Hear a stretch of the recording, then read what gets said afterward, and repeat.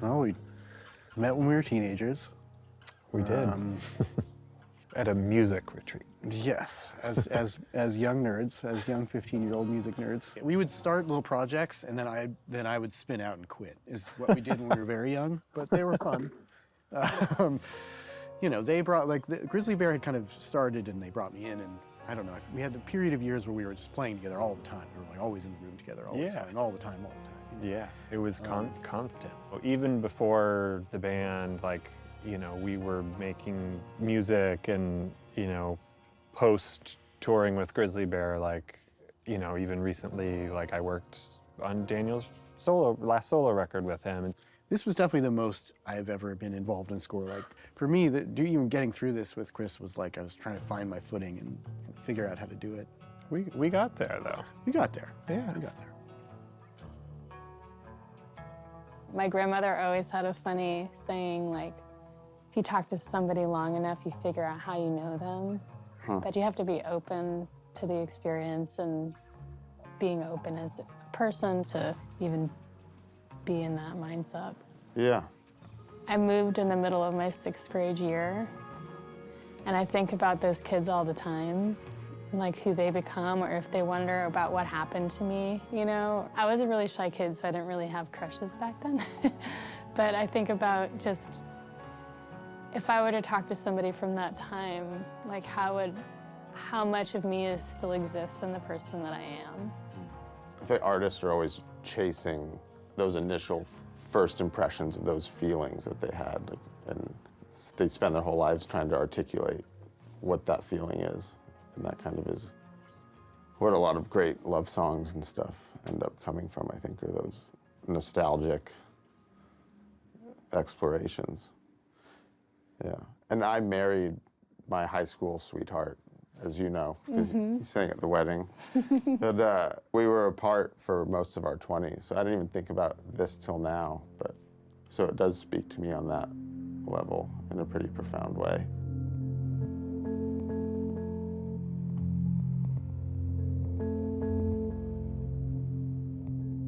I don't know if I had something or Celine had. At some had a point there was chart. like a chart and it was all color-coded and... She had pretty specific ideas a lot of the time of like where certain themes should echo. In general, our conversations were almost not about music at all, and it was really more about headspace and emotional quality of what's happening, and story-wise what was happening. It was very rarely ever like, this has to have piano or something. The theme that started to appear in multiple places was this.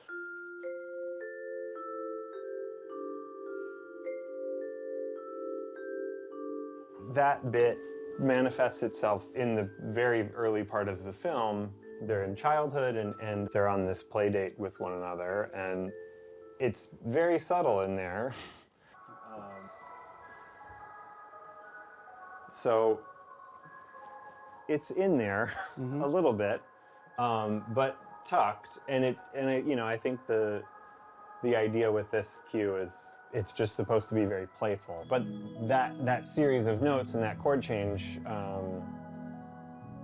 then moves on into other parts of the film, and it in some ways becomes their theme, Haesung and Nora, in a way. I mean, that was something we had talked about with Celine while working on the film. Was early section of the film, maybe honing in on a more kind of dream-like energy. There's more improvisation. There's more kind of atmosphere, and then sort of towards the center of the film, getting these slightly more concrete cues where they feel a little bit more adult, almost like more rigid, and kind of like having that subtly in certain ways like mirror the progress of the characters and their lives over time. Initially, Celine had reached out to do a song for the film and had referenced True Love Leaves No Traces by Leonard Cohen as the feeling that they wanted to leave people with. And we've talked about the role of an end title credit too. It's such a huge responsibility because you don't want to tell the listener how to feel, and the ending is so intense that it's almost like you have to help the audience shift gears for a second to allow them to reflect after such an enormous message. Yeah, I have the demo up here, which is the first thing I sent you, which is, I kind of started with, we'd done stuff with Jay before, so I made like a loop of his beat. Yeah, so this is Jay Belleros. Yeah, who we had worked with before and kind of decided he was the right person for that. And then I started writing this piano bit. So that's you, Yeah. Zach Dawes. It was very inspiring when I heard it. I was like, he took all those influences and created this bed that was so easy to find the space into, you know, for how many layers there are in the instrumentation. It still left room to like create these melodies on top of it. Yeah. That's all you really need, just Sharon. Acapella Oh, mix, God, second no. end title song. Oh God, That's just what it. every singer I mean, loves an that's isolated it. vocal. It's beautiful.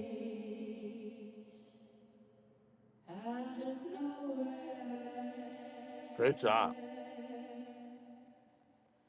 Jay always keeps people back, which is kind of a really astute thing for a drummer to do, you know?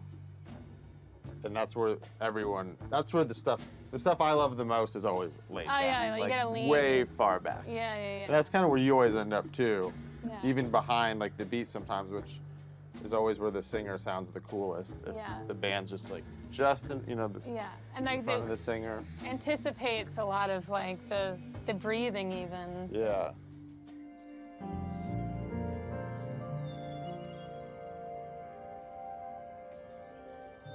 This was a very difficult cue to wrangle into place because it was like trying to fit it around her speech in a way that wasn't too intrusive, but was like getting the feeling across.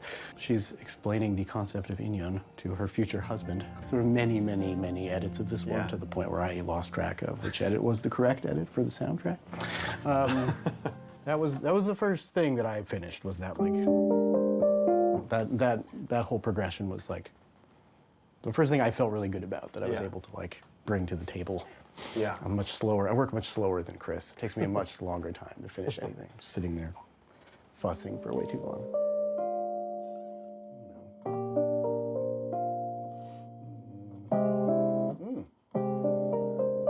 We talked a lot about trying to create a sense of like being between worlds, or being between, you know, versions of your own life in a way, like being stuck in an almost liminal kind of space. And I think sometimes we accomplish that doing these kind of chord progressions that don't quite really ever resolve, like everything's always kind of unresolved. So it has this, I don't know, this open-ended middle ground feeling. I think if anything, you know, there are moments in this film where like if you put adding extensions to the bottom of chords that feel like they shouldn't be there is like a really obvious kind of thing. I mean, that's like very present in Grizzly Bear's music, where it's like, there's like that kind of attention a lot.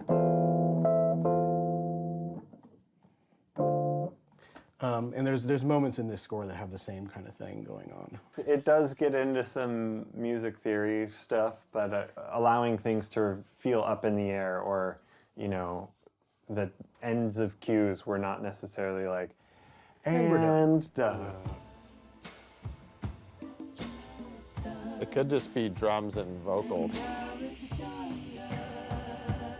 T-Bone once told me that you should, anything that doesn't go with just the vocal in a mix is superfluous. So you should be able to pull anything up against the vocal, and it should just be great. So just like, you know, one instrument in the vocal, like just guitars in the vocal. Or just keys in the vocal and synths. I always thought that was a cool thing to say. Oh yeah, and who's on the keys? I played keys. The kind of wild card in it, I think, is there's this kind of thrashing uneasy electric guitar that starts to build up in it. And I think there is that in the movie, like there's that uneasiness, that there's this kind of feedback loop that's going on in these characters. Just beneath the surface. Yeah. Yeah. And it's, if you kind of, lean in musically, or if, you could feel it. It's kind of just enough to be like, what's going on there? Yeah. But you could It's really like hear the it. radio's going out or something. Yeah, exactly. It's really featured at the end there in a nice way, which I think then you start kind of realize, oh, it's been there for a minute. That's what it is. I mean, I just feel like we have our own wrecking crew here right now, and I want to make a whole record like this. You don't get that a lot, like just a band in a room, like. What a concept. Yeah, I know. I loved working with, like, collaborating with Celine Song and Zach and this whole band. Like, I'll do it again in a heartbeat. I'll come running. It's a little shoddy up here, but whatever. That's nice. That's great. Rooftop. It feels exciting to have helped create something that's part of something bigger. Between the cinematography, the performances, all of it's coming together in this way that feels exciting to be a part of. It's the magic of Hollywood. Something in these hills. Yeah. My inclination is to not talk about things too much, but Celine always had a really good intuition about what to do.